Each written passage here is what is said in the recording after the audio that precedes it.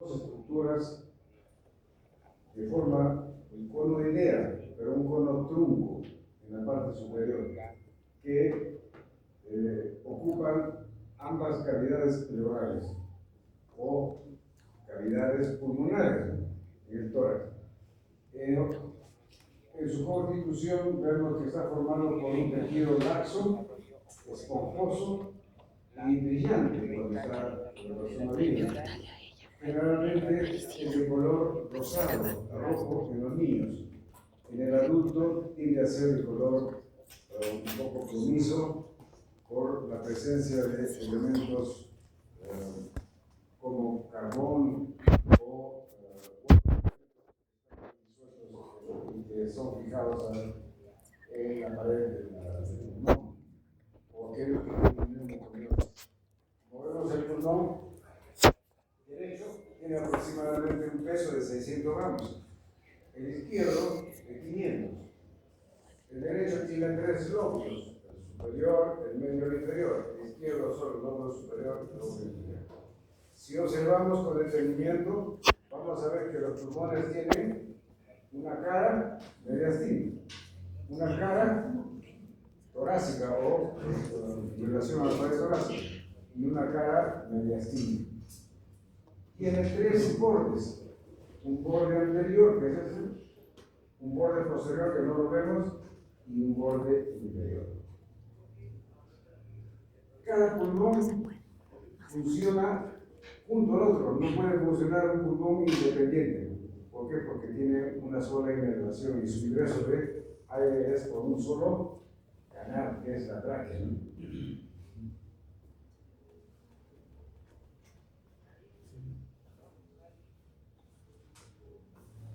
En esta lámina nos permite ver las otras estructuras mediastinales en contacto con el pulmón y nos permite observar cómo el aire que ingresa por la laringe pasa por la tráquea, que es un tubo corrugado que mide 13 centímetros de longitud y que tiene un diámetro de 2 centímetros, hasta la carina, localizado a la altura del cuerpo vertebral de T4 o T4, en donde se divide en bronquio principal derecho y bronquio principal izquierdo.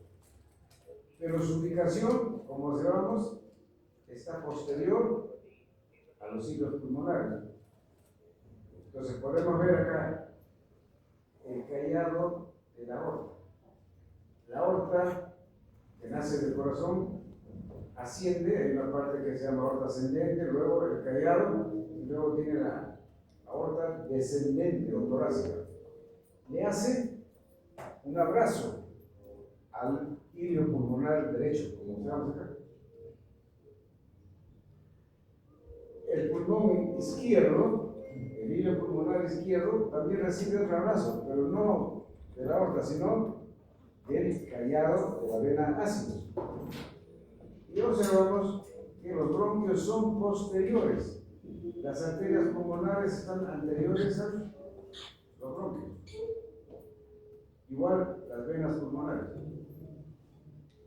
En esta otra imagen podemos ver la arborización del sistema bronquial, que va a ir disminuyendo de diámetro conforme va dividiéndose en sucesivas elementos cilíndricos que son los bronquios. Observamos primero el bronquio principal izquierdo, que se va a dividir en bronquio lobar derecho y bronquio lobar, o sea, superior e inferior, son bronquios secundarios. Y luego en bronquios terciarios, que son los que van a dar el origen a los segmentos pulmonares.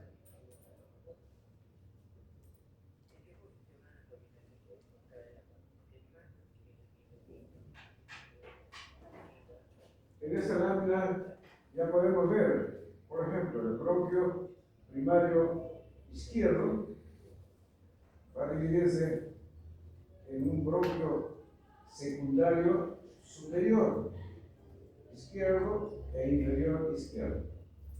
En el lado derecho va a haber un bronquio superior y secundario, o sea, lobar superior, medio e inferior.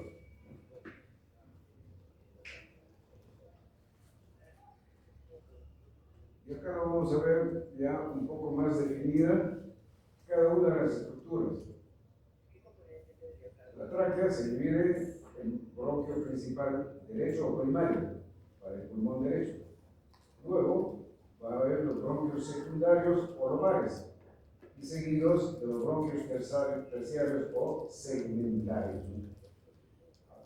Esos bronquios terciarios van a dividirse posteriormente en bronquiolos pequeños, pero van a perder su cartílago, ya no va a tener cartílago, para luego constituirse en bronquios pequeños y en conductos alveolares, que van a unir varios alveolos.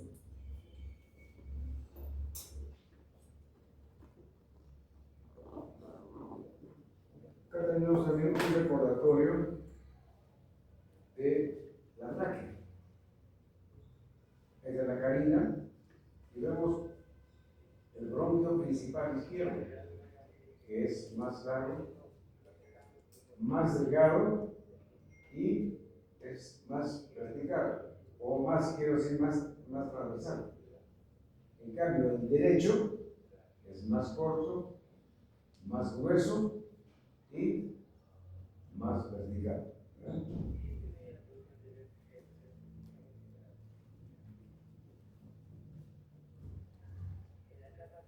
De esta imagen podemos observar ya el pulmón de un adulto, que lo vemos en un color plomizo, con puntos de neumoconiosis, es decir, depósitos de carbón y de otras sustancias extrañas que han llegado ahí a través de la respiración. Esto sucede, por ejemplo, en las personas que trabajan o viven en la costa, en las grandes ciudades, en donde hay mucha polución y en el aire están flotando los elementos que eliminan los vehículos o los motores a combustión, que luego son captados por los macrófagos y reunidos en grupos formando las estructuras neumoconiosas. Acá vemos el pulmón derecho con su lóbulo superior, lóbulo medio y lóbulo inferior, la cisura transversa y la cisura oblicua. Y acá el lóbulo superior del pulmón izquierdo, lóbulo inferior. Pero acá vemos esto que se llama la escotadura cardíaca y acá vamos a ver luego el segmento angular superior e inferior.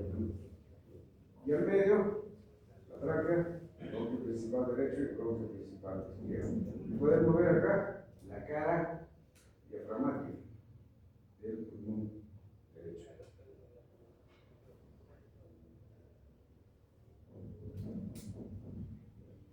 Para poder ubicar las cisuras, tenemos que remitirnos a la línea medio axilar y sus relaciones con las fisuras pulmonares. Entonces observamos acá a través de la línea medio axilar que el pulmón o el lóbulo superior del pulmón derecho lo vamos a encontrar entre el segundo y el quinto espacio intercostal. Y la cisura horizontal a nivel del sexto espacio, del quinto espacio y sexto espacio intercostal. El lóbulo medio lo vamos a ver en la parte anterior del hemitórax derecho, por delante de la fisura oblicua. Y el lóbulo inferior derecho podemos verlo hasta la costilla 8, desde las 6 hasta las 8.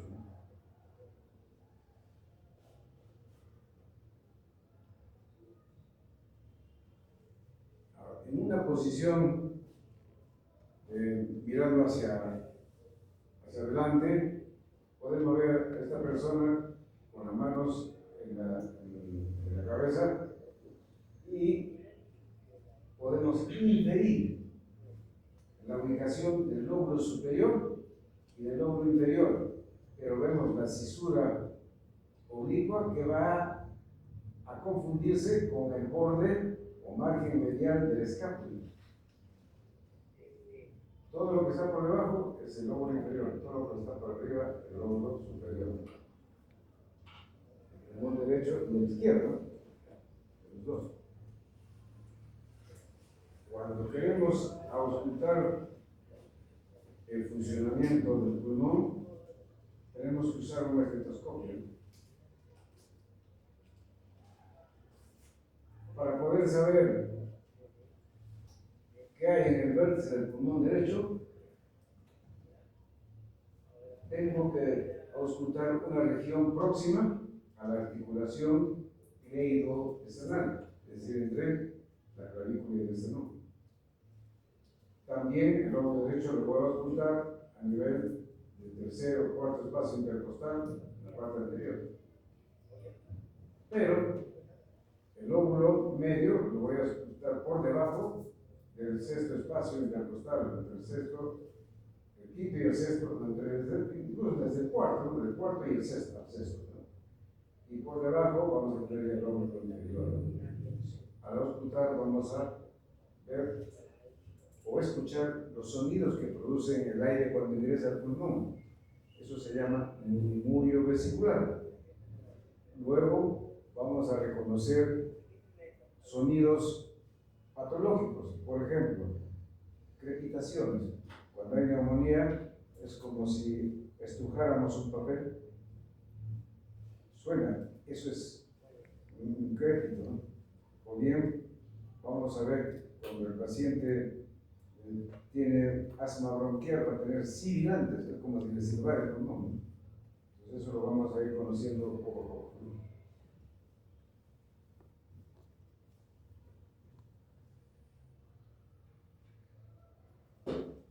Pues, ¿cómo puedo ocultar la parte posterior del pulmón? En este caso, pues, solamente vamos a ver el pulmón izquierdo, el vértice y el pulmón izquierdo, y la parte superior, el lóbulo superior, y el lóbulo inferior, la parte inferior por debajo del escápula.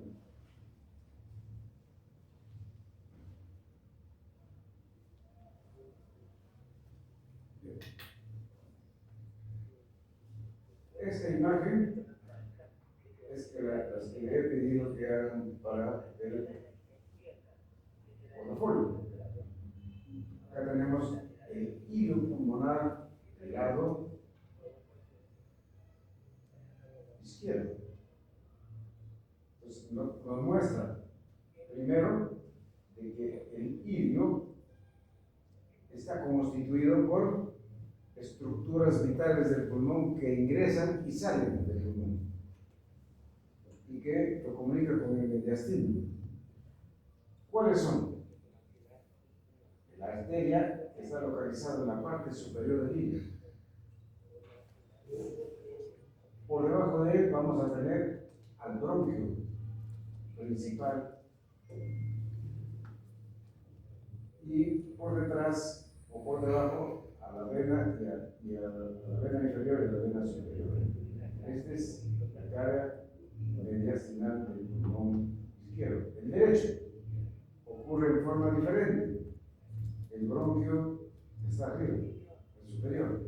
La arteria es anterior y las venas son inferiores.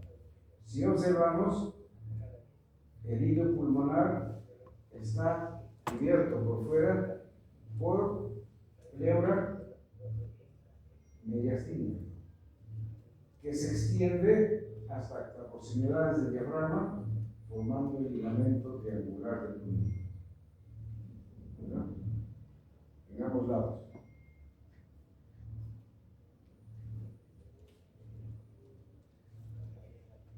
Ahora, en una visión medial de los pulmones, vamos a observar, por ejemplo, acá. Este es un pulmón del lado derecho. Estamos observando su cara mediastina. En él podemos reconocer esta hendidura que deja el esófago, que está en contacto con el pulmón durante el tiempo que ha tenido este paciente y se ha excavado como si fuera un surco en la pared del pulmón, que incluso asciende hasta casi al vértice, y que va a estar también incluido ahí una excavación producida por la vena ácidos mayor, que pasa por encima del hilo pulmonar derecho y se coloca o va a desembocar y va a llevar su contenido sanguinolento a la cava superior. Y acá atrás tenemos la cava superior. Acá, este es anterior, este es posterior. La cava superior. O sea, viene la cava venosa. En la parte superior vemos el canal que se hace la arteria de vena subclavia. Y acá, en la parte media, el canal también que hace la tráquea. Si observamos el pulmón del lado izquierdo, su cara mediastinal, vamos a ver esta depresión formada por la aorta descendente o torácica, el callado de la aorta y acá una cavidad que forma parte del lecho cardíaco, el saco pericárdico. Hacia arriba, los canales producidos por la vena subclavia y la arteria subclavia y por la primera costilla. Vemos que el callado de la aorta pasa por encima del hilo pulmonar del lado izquierdo. ¿Qué vemos también abajo? Esto viene a ser la cara mediastinal del pulmón izquierdo. Y esto otro también, la cara mediastinal del pulmón izquierdo, derecho.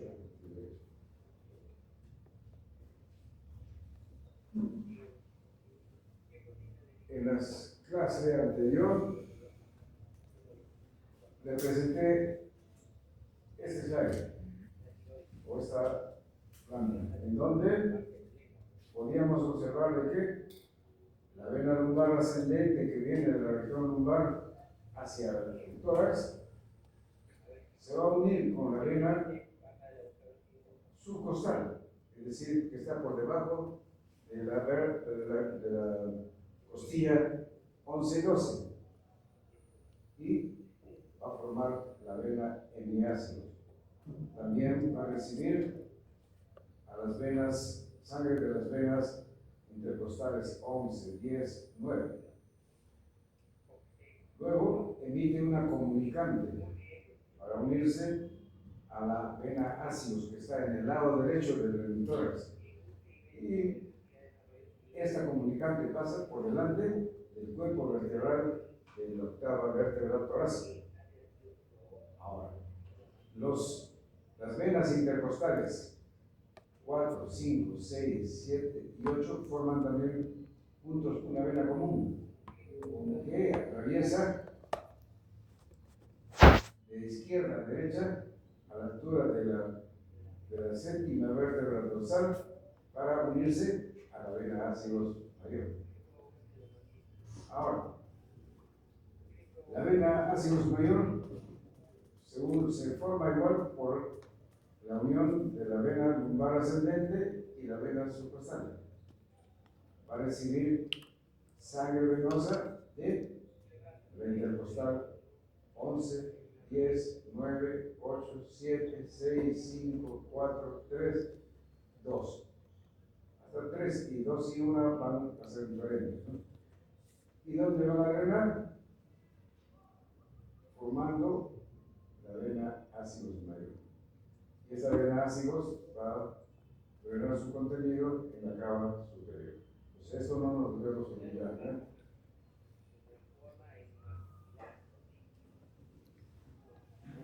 Ahora, ya hemos visto la cara mediastinal del pulmón, pero hay que ver los otros elementos. Acá tenemos la cara interna del pulmón derecho. Este es el pulmón derecho. Hemos dicho que el bronquio está en la parte superior y debajo está la arteria y las venas son más inferiores. Entonces, ¿qué observamos? Lo primero que vamos a ver Ahora, de la cara, o sea, el lado mediastínico del hemitórax derecho nos va a permitir ver acá al esófago, en el primer lugar, el esófago.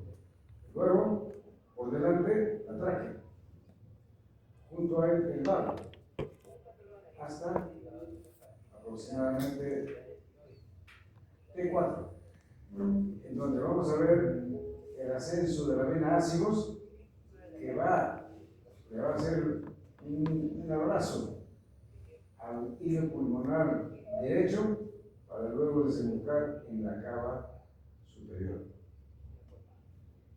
Nos permite ver también al nervio frénico que nace de los nervios C3, C4 y C5 del cuello y que desciende pegado al saco pericárdico y por debajo de la pleura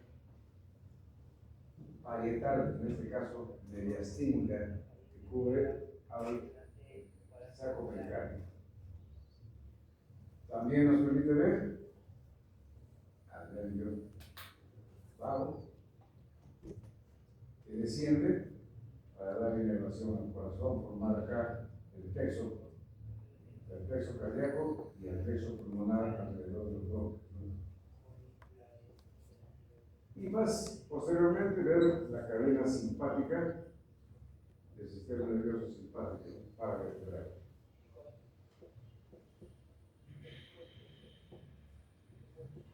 En el lado opuesto, ¿sí? En el lado opuesto vemos el mediastino visto desde el lado izquierdo. ¿Qué vamos a ver? Primero, observamos a la aorta descendente, el mediastino. Pero también vamos a ver que la arteria aorta que sale del corazón asciende, le hace un abrazo, es el callado de la aorta al hilo pulmonar izquierdo. Y nos permite ver en la parte superior del mediastino, a la tráquea, el nervio frénico acá en la parte más inferior y también al nervio vago, que va a ayudar al esófago y a los otros órganos del tórax y del mediastino. Y también podemos observar en la parte superior cómo el vago va a formar el plexo pulmonar en el hilo pulmonar izquierdo. Ya posteriormente vemos también la cadena simpática paravertebral.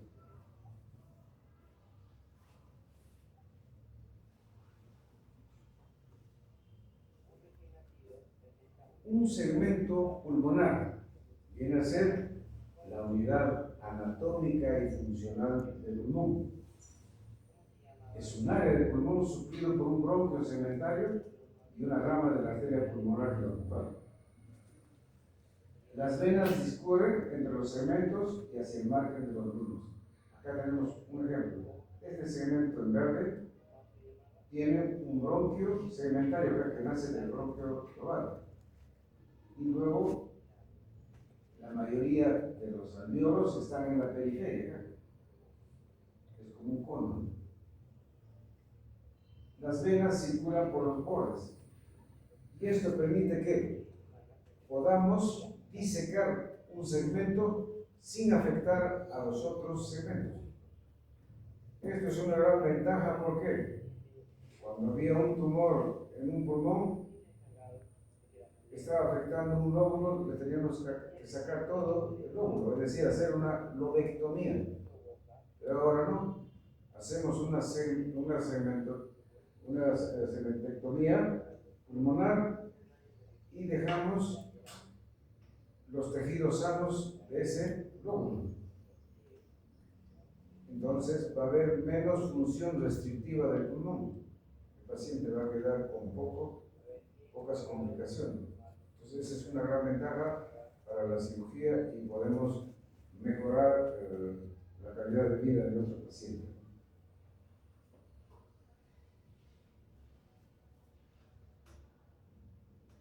Antiguamente, cuando había eso, teníamos que sacar todo el lóbulo. ¿Y qué hacíamos? Teníamos pacientes con restricciones respiratorias, no podían correr, no podían, hasta que desarrollan nuevamente el pulmón la capacidad de mejorar su función, ¿no? Ahora, el segmento pulmonar, que es esto de acá, es como si fuera una pirámide, ¿no? Esta es la parte distal y la parte proximal está en el ámbito, ¿no? Es un área de pulmón suplida por un bronquio segmentario y una rama de la arteria pulmonar que lo acompaña. Las venas suelen discurrir entre los segmentos, es decir, en el margen. Cada segmento tiene forma de un cono irregular, con el vértice en el origen del cono segmentario y la base hacia la superficie pulmonar.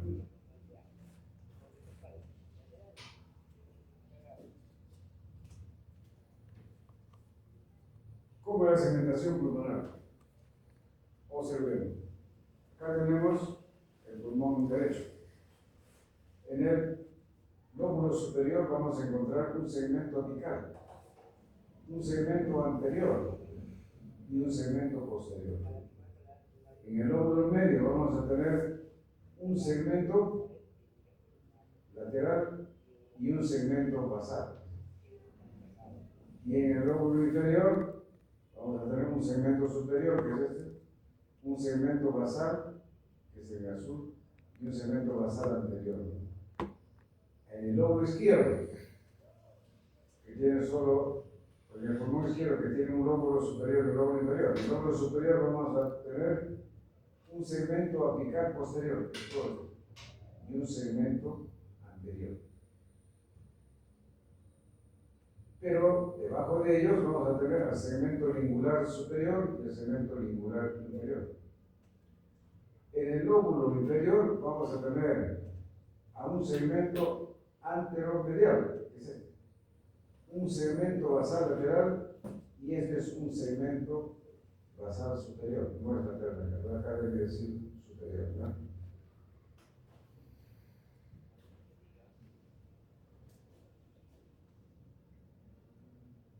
Ahora, si sacamos el tejido pulmonar y dejamos solo los bronquios, vamos a tener esta imagen.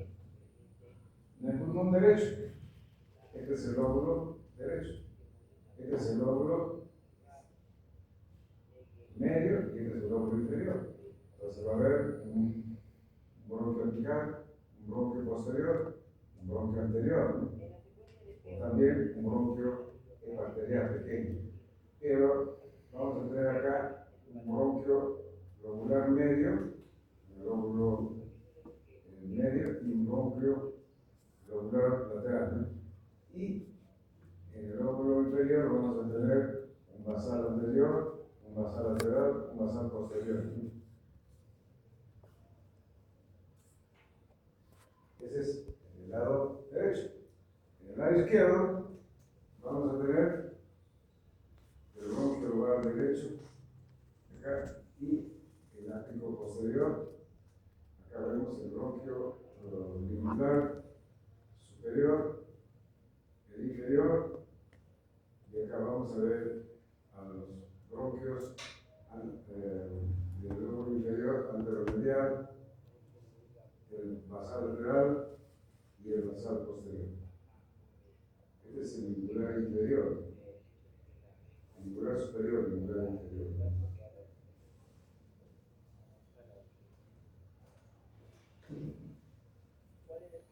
Entonces, si queremos ubicarlos, podemos observar esta figura.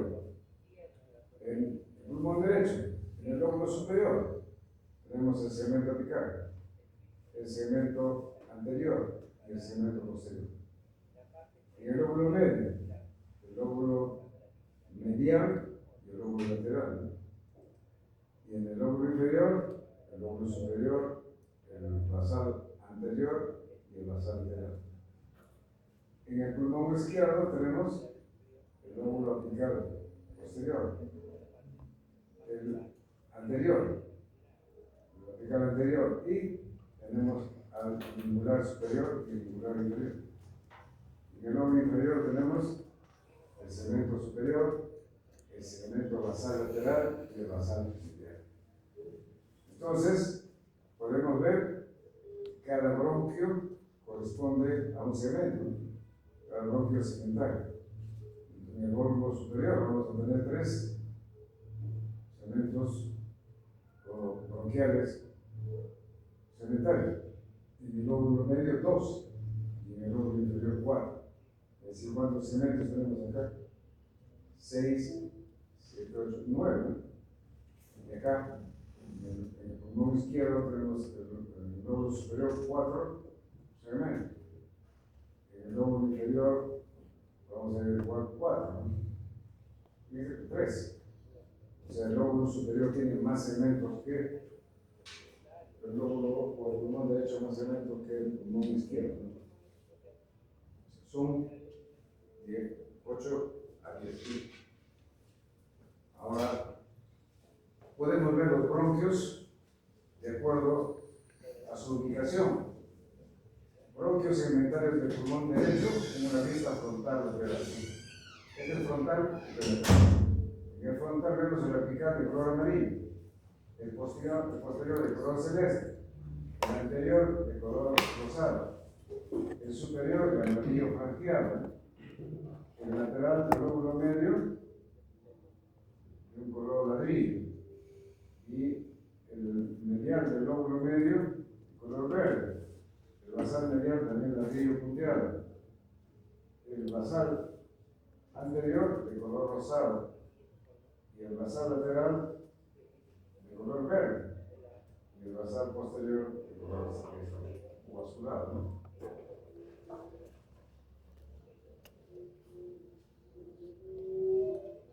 Esto es el bronquio izquierdo. En el bronquio izquierdo también podemos observar, primero, el bronquio ápico posterior, el anterior, el superior, el lingular de color verde, el lingular superior, el lingular inferior de color naranja o casi ladrillo, el basal posterior de color celeste, el basal anterior de color rosado, el basal medial de color ladrillo y el basal lateral de color verde.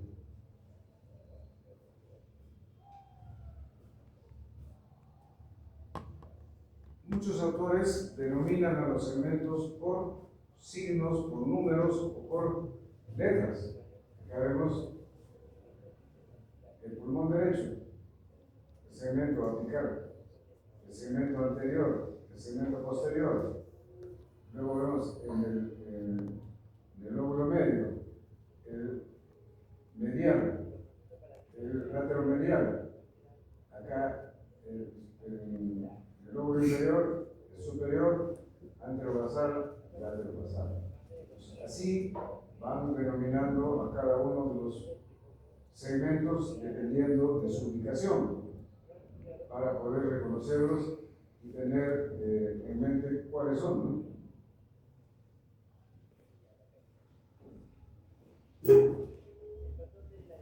Y acá tenemos cómo es la división de los bronquios hasta llegar a los alveolos. Primero, la tráquea se divide en bronquio principal derecho e izquierdo. Es el primer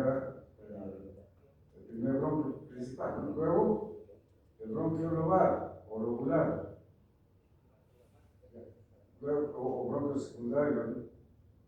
Y luego el bronquio segmentario, el terciario. Luego viene el cuarto, que es el bronquiolo, y terminando en bronquiolos terminales, más pequeños, en donde ya perdieron el cartílago, ya no tienen cartílago.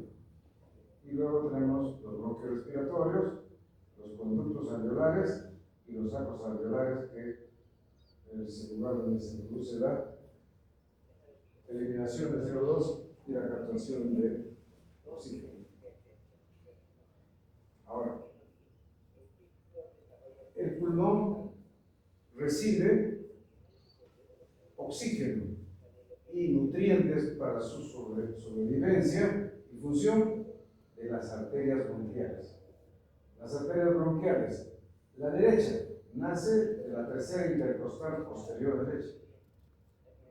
las izquierdas nacen directamente de la aorta. Cada uno irriga cada pulmón, ¿no? O sea, el pulmón derecho está irrigado por una sola arteria, pero de buen calibre, ¿no? La izquierda tiene dos arterias. Ahora, el drenaje venoso. Las venas bronquiales. La derecha va a drenar en la vena ácida. La izquierda en la vena hemiácida. Se drenan en diferentes sistemas, pero al final se van a apuntar a drenar en la cava superior. La circulación sanguínea. Dentro de los alveolos y de los segmentos alveolares vamos a tener arterias pulmonares, venas pulmonares, pero también vamos a tener linfáticos pulmonares que van a recoger la linfa de estas estructuras. Cada alveolo va a tener una arteria, una vena y un conducto linfático. ¿Y cómo es el drenaje linfático? Acá tenemos un esquema de drenaje linfático en donde observamos de que la linfa procedente de los miembros inferiores, de la pelvis y del abdomen se van a juntar en las cisternas del pecho. Luego, en el tórax, el conducto torácico va a conducir esta linfa, pero va a recibir los colectores intercostales del lado izquierdo del tórax, para luego también recibir a los linfáticos del brazo izquierdo y juntos drenar en el conducto torácico para desembocar en el ángulo yúgulo subclavio izquierdo.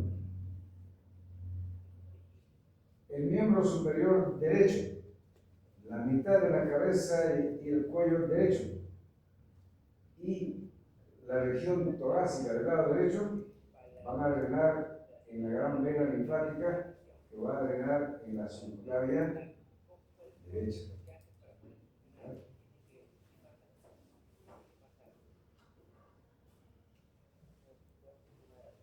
En esta imagen lo vamos a ver mejor.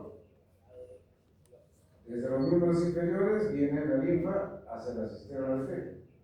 Asciende por el conducto torácico que recibe los conductos intercostales izquierdos. Luego recibe del brazo izquierdo y drena el conducto torácico en el ángulo yúgulo subclavio izquierdo. El brazo derecho, la mitad del cráneo y la cara y el cuello, más el drenaje de los conductos linfáticos del emitórax derecho, va a drenar en la gran vena linfática que va a drenar en la subclavia derecha.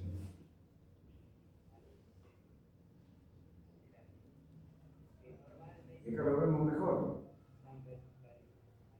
En una vista anterior vemos, esta es la cámara superior.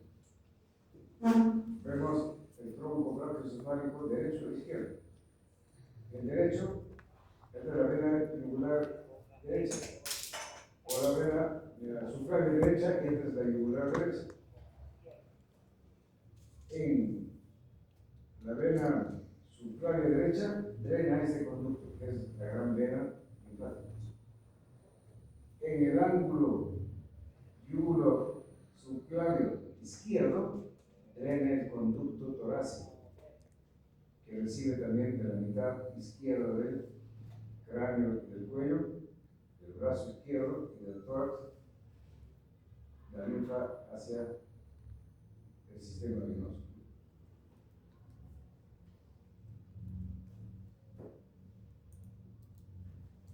Ahora, cada alveolo, cada saco alveolar, en su constitución tiene una arteria, tiene una vena y tiene conductos linfáticos, capilares linfáticos, que van a eliminar todo el líquido tisular que queda en esta zona, para luego conducirlo hacia el sistema linfático general, ¿no?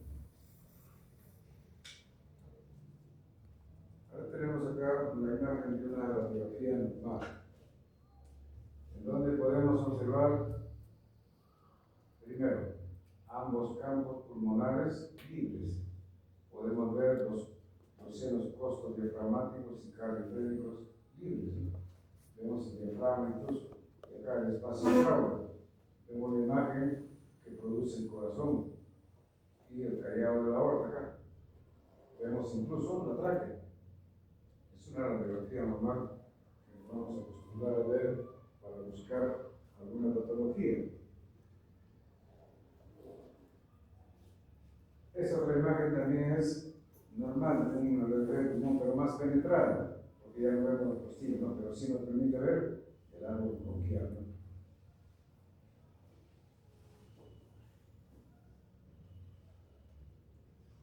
Ahora bien, si ya conocemos los bronquios, en su pared interna del bronquio está tapizado por mucosa respiratoria, que son células cilíndricas ciliadas intercaladas con células que producen moco, caliciformes, y que va a servir para remover células muertas y moco. Para eso tienen los cilios hacia el exterior. Llega a la garganta y los expulsamos o no lo pasamos, ¿no? Son elementos que llegan hasta la garganta, pero en base a los cilios. Entonces, para saber cómo están nuestros bronquios tenemos que observarlos.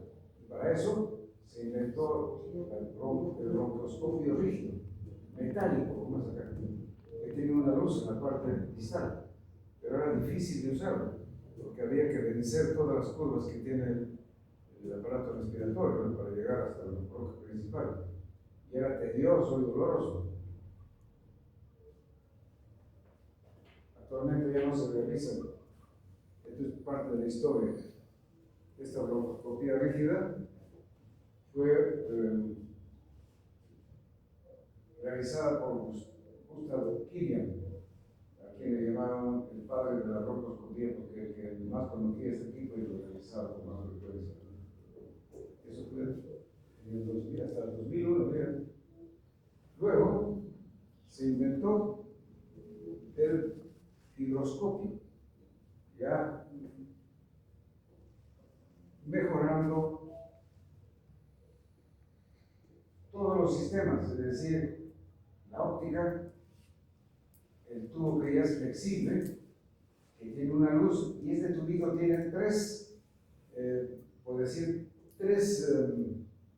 conductos más pequeños.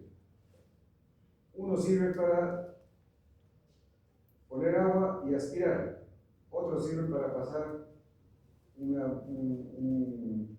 un estilete cuando uno quiere sacar, otro como una tijerita para sacar biopsia. Es decir, es completo. Entonces podemos realizar sin mucho trauma la inspección de cada uno de los bronquios pulmonares más grandes, para ver si están indemnes, si hay alguna obstrucción o algo, o un cuerpo extraño, ¿no? Tal es así que incluso tienen una pequeña escobillita para evacuar secreciones y evacuar también células muertas o coágulos, ¿no?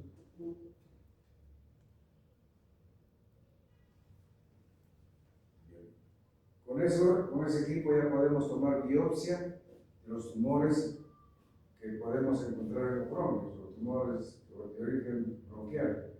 Acá tenemos un tumor de pulmón que ha afectado ya gran parte del pulmón y que es un tumor maligno, al cual debemos tener mucho respeto, porque el tratamiento debe ser rápido y evitar su diseminación, porque es mortal finalmente, ¿no?, cuando se disemina. Y acá también el cáncer broncogénico se origina en los bronquios. Igual acá otras imágenes con tumoraciones en crecimiento. Y acá llegamos a esta otra lámina, en donde vemos un colapso pulmonar. Esto les presento a ustedes porque ustedes van a tener que realizar un internado y probablemente atender en la emergencia de un hospital. Esto lo van a ver con frecuencia. ¿Cuándo? En nuestro valle y en nuestra región se producen muchos accidentes de tránsito, volcaduras de vehículos, choques de vehículos, caídas de personas del segundo piso, los fines de semana se caen también de los árboles, con fracturas y lesiones de costillas que dañan al pulmón, que van a producir colapso pulmonar. Entonces, es una entidad que nos va a perseguir toda la vida y debemos estar preparados para darle la solución respectiva. Entonces, ese paciente va a respirar rápidamente, va a estar polipneico, cianótico y ¿por qué? Cuando se golpea, hay un accidente de tránsito, se rompen las costillas y las costillas son las que van a lesionar al pulmón, las bordes cortantes de la costilla. Entonces se va a producir salida de aire del pulmón hacia el espacio pleural. También sangre. Y nos va a obligar a que pongamos un tubo o podamos aspirar la sangre para evacuar aire y sangre, ¿no?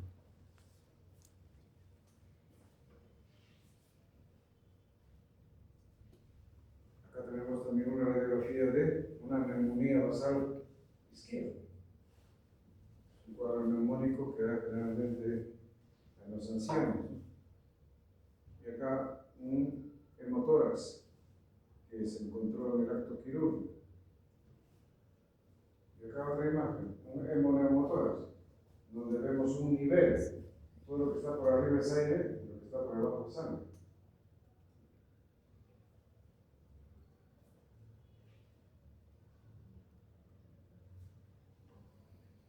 Acá el mismo neumotórax en una vista lateral también.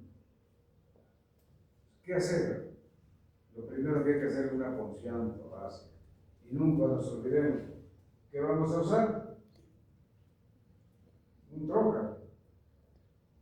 Primero le ponemos un poquito de anestesia a la piel, le hacemos un pequeño corte de unos centímetros en la piel y luego introducimos el trocar que tiene una punta que es cortante. Esto es como si fuera un pequeño embudo y un tutor. Sacamos el tutor y podemos colocar por ahí un tren fenestrado en la punta para que pueda salir aire y sangre. ¿Y dónde lo hago? Por encima del borde superior de la costilla, para no lesionar el plan intercostal. Entonces, ¿dónde lo debo hacer? Si solamente hay aire, es decir, para el neumotórax, en el segundo o tercer espacio intercostal en la línea medio clavicular. Cuando hay hemotórax, debo hacerlo en el quinto espacio intercostal a la altura de la línea medio axilar.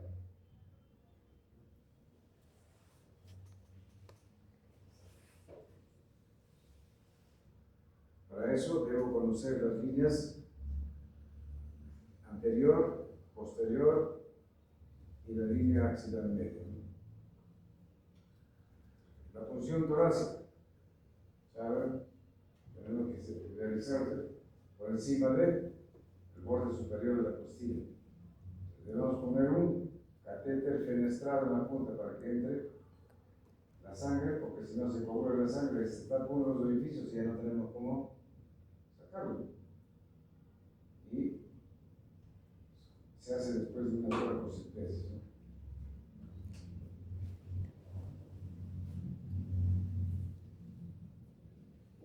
Y este tren va a estar sellado por líquido, por agua estéril.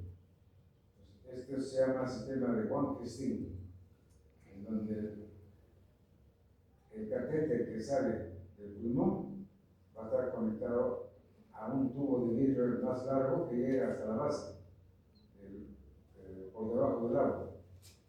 y va a tener acá un tubo pequeño que va a servir para que salga el aire cuando va subiendo los niveles del agua, ¿no? Que va saliendo del pulmón, ¿no? O de la cavidad pulmonar. Este sistema funciona por gravedad, pero también podemos agilizar para que salga más rápido pidiendo al paciente que tose. Al toser va a aumentar la presión y va a salir la sangre con mayor rapidez, ¿no? Y también depende de qué altura esté la cama para colocar el frasco mucho más bajo, ¿no? Pero también el pulmón es afectado por parásitos. Tenemos el quiste hidrático. En esta radiografía vemos una imagen redondeada en la base del pulmón izquierdo. Paciente sometido a toracotomía y se observa en el acto quirúrgico un quiste hidrático,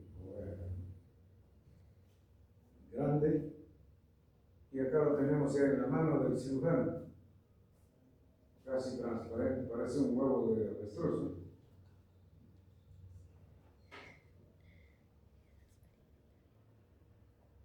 Otra patología que afecta el pulmón es la tuberculosis. Acá vemos la tuberculosis miliar, producido por baja de defensas de la persona, que no come, no se alimenta bien, no duerme bien, entonces su inmunología no está activa, baja, ¿no? Es afectado por esta bacteria que le va a causar la muerte, ¿no? La tuberculosis es mortal. Por eso debemos estar bien alimentados, descansar bien, dormir bien y comer proteínas, ¿sí? Leche, huevos, carne. Y acá vemos la TBC pulmonar, que es muy frecuente en las personas que viven en la costa, realmente en Lima, en las ciudades superpobladas, y que son aquellas que por dormir muchas personas en una habitación pequeña se contagian con facilidad. Y eso es puro Lima, ¿no? En un departamento viven 10, 12 personas. Y un recuerdo de lo que pasó hace 5 o 6 años, la neumonía por COVID-19, ¿no? Que produjo gran mortandad por lesión pulmonar. Acá vemos una tomografía donde vemos las imágenes de vidrio esmerilado. Y finalmente, esta radiografía de tórax que muestra un cuerpo extraño dentro del bronquio derecho de un niño de 18 meses. ¿Alguna pregunta?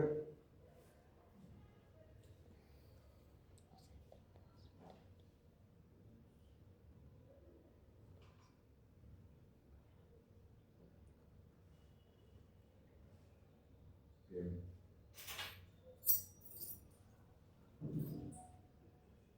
Ya nos prepararemos para la práctica del día jueves. Va a ser la práctica de la clase anterior y de esta.